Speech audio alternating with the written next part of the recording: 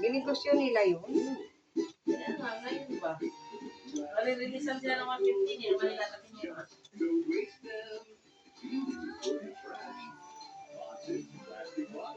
Kasi ang isip nila, pag kinuha pa nila, dadagdagan ng utang nila.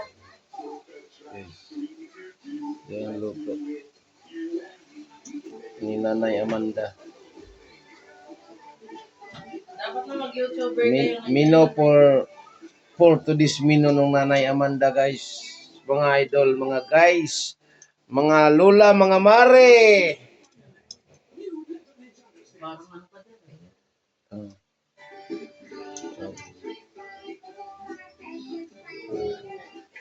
Yung mga kusinero, brother. Okay ka. Hi! Ay, Good morning! Good morning. Hi, good morning! Yan mo magpakilala ka. Kilala ko. Lala na nila.